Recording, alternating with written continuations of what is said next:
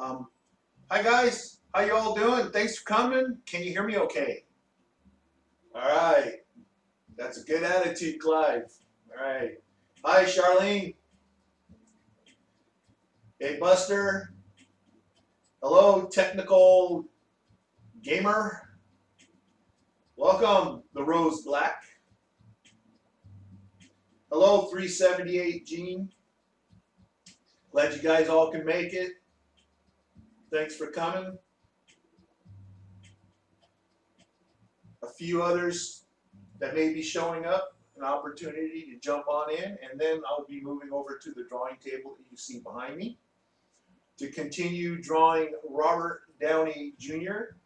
As many of you know, I have been working on that drawing for, well, actually we're in the months now, and that's not because that takes months to draw, but because I only do a little bit here and there since I'm very busy. I would love to have more time to focus on spending more hours drawing every day, but unfortunately I have to make a living. Of course, so does everyone else. I'm going to go ahead and move over to the drawing table and get started now.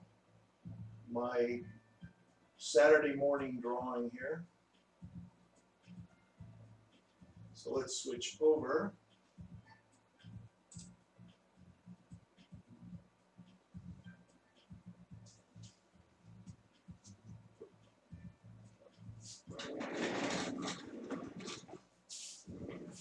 All right.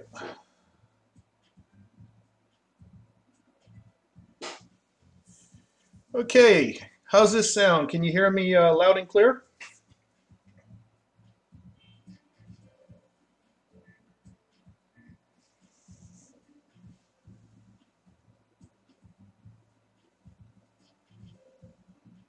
Okay, awesome.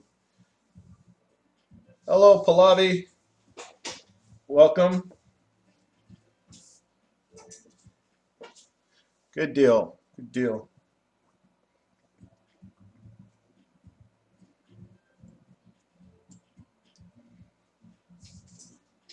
You are welcome. Okay. For those of you who are new, I know there's at least one person mentioned they were new. I'm in the process of drawing this character right here, Mr. Iron Man himself.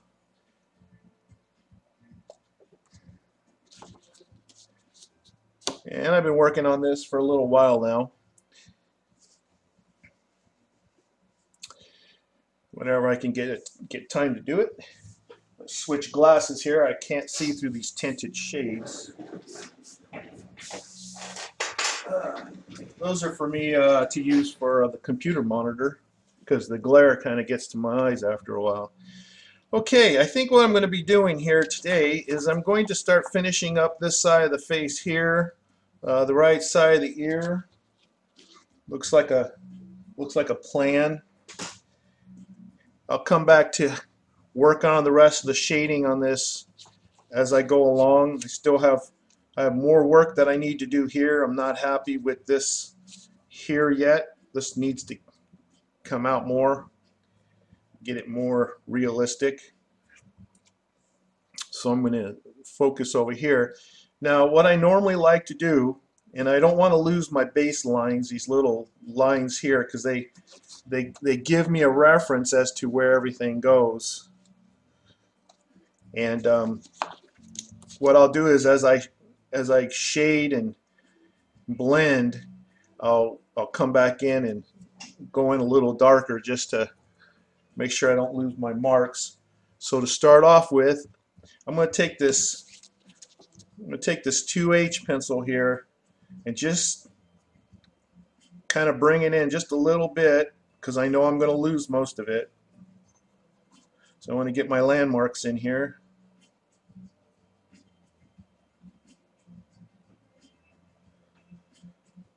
When you spend so much time doing your initial sketch, you don't want to lose your marks. I add a few here.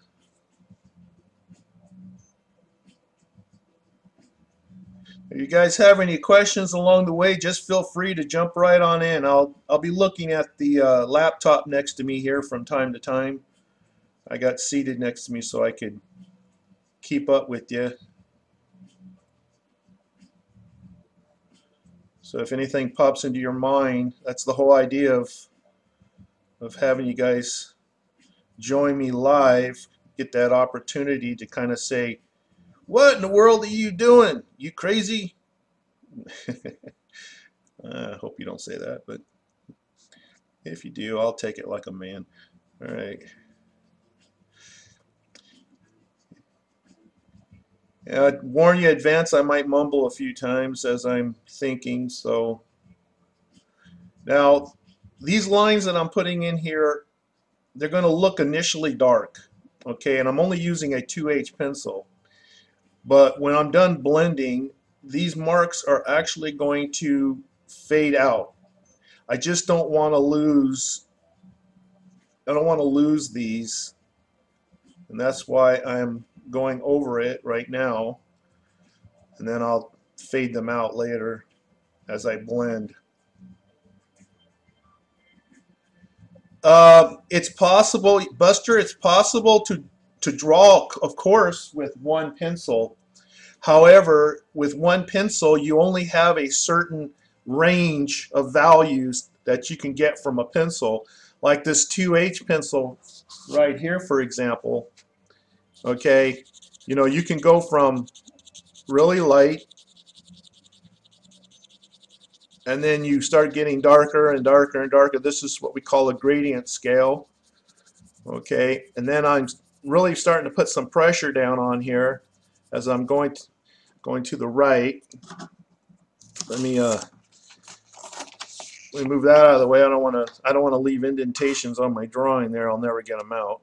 Okay, and then you come in here, and for example, now I'm really putting pressure, which you really never want to do in a drawing is put pressure, because if you put too much pressure, you press down on the fibers of the paper, you do paper damage, and it makes it hard for you to then take graphite off the paper. Now, this is the gradient scale for this pencil, the 2H. So the darkest dark you're going to get is right here, and the lightest light you're going to get, of course, is just before the white of the paper. This is about as light as I can go with this 2H right there on the left.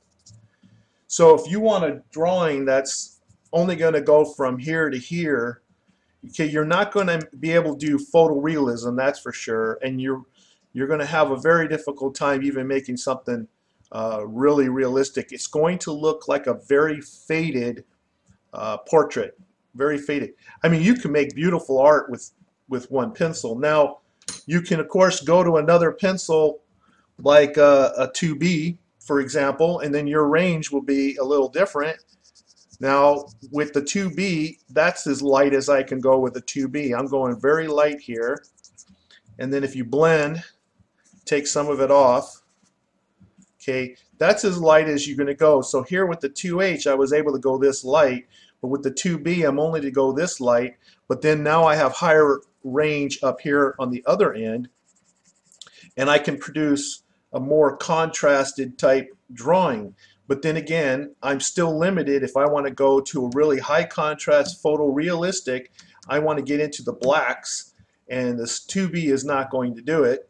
And if I want to go into some really light areas, I'm not going to be able to do it any lighter than that using this one pencil. So this is why we have a range of pencils. But sure, now you can easily get away with, let's say, 3 pencils, 2-3 pencils. But drawing with one pencil is great if you're outdoors and you're just sketching in your pad and goofing off and so forth. Okay, all right, let's put this back. See if I get it back in the camera here. Well, thanks for the question there, Buster. It was a good one.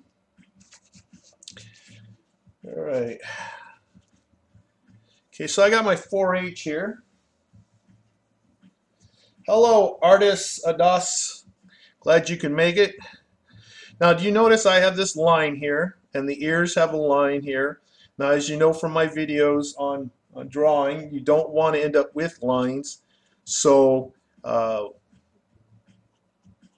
I use this as a reference, but then as I'm going to start drawing in the skin here with my light pencil 4H, for example, I'm going to come off that line into the face, and that line will start being blended out, especially when I start going to maybe a 2H if I need to get a little darker on this part back here, which if you look at here, you'll notice I have two tones here.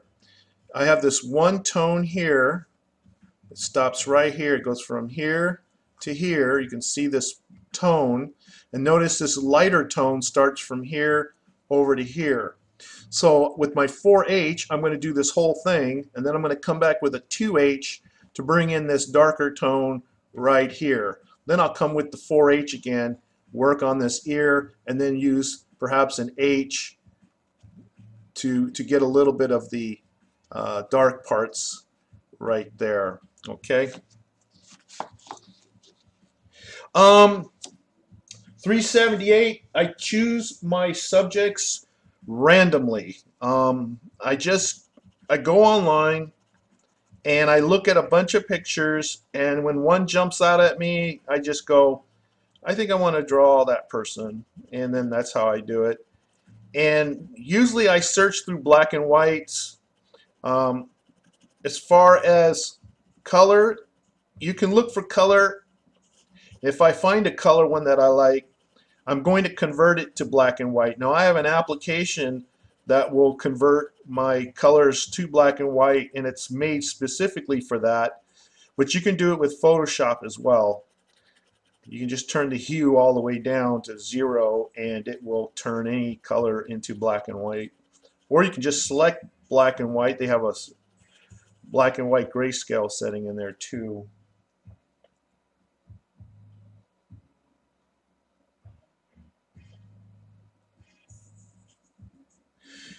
Okay, what I'm doing here is not hyper realistic. This is currently, right now, I'm working on realistic for this one, and then if I want to spend more time, I can push for photorealistic. If you've seen my other drawings, you know I have a hyper realistic, couple of hyper realistics. I have a few photorealistics, and then I have just realistics. You know, and a lot of the definitions are somewhat subjective. Some people consider one thing realistic, some consider something photorealistic.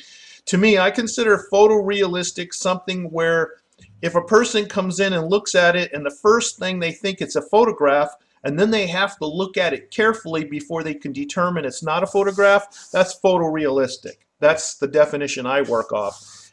When people come into my home, there's pictures framed on my wall, and I have people come in, they go, why do you have a photo, and they use that word photo, why do you have a photo of Leonardo DiCaprio? And I said, take a closer look at it. And they look at it and go, did you draw that? And I go, yep. Well, at that point they can recognize that it's a drawing, but when they just looked at it in passing, and you know, just they kind of like, am I into Hollywood stars because I got them on my wall? No, I'm into drawing. That's why they're in my wall. But that's how you can tell when something is photorealistic. Now, realistic is when you make hair look like hair and eyes look like eyes and everything, and it doesn't look like a cartoon. It's realistic. Okay, but it's obviously a drawing. Nobody's fooled. It's a drawing. Now, I hope that makes sense to you guys. So that's how I've always understood it to be.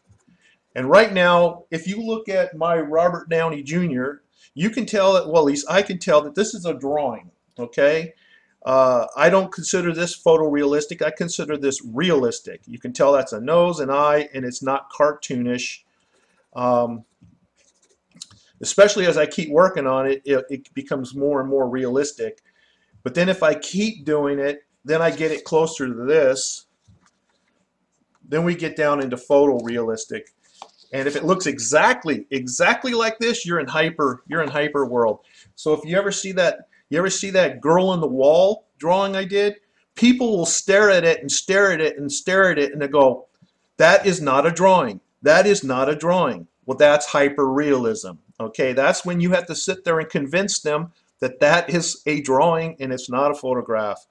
And those take a long time. Those take hours and hours of tedious work. I spent a long time, and I can't remember how long, but I spent a long time to draw that girl on the wall. Every stitch, the leather look of the gloves, you name it, and it paid off because I wanted one of those in my collection, just so I could say, hey, you know, I did it, and I did it after I did the Desert Man one, and but then, you know, I don't like to spend like 200 hours on any particular, which I don't, but I don't want to spend that much time on a drawing. So I am perfectly happy with realism, and I'm perfectly happy with photorealism, and that's about the extent that I care for.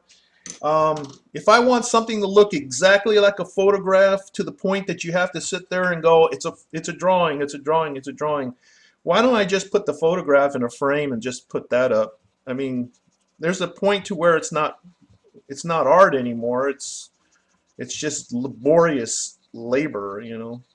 Is that even a proper way to say that? Laborious labor. uh, I got a feeling that was bad English.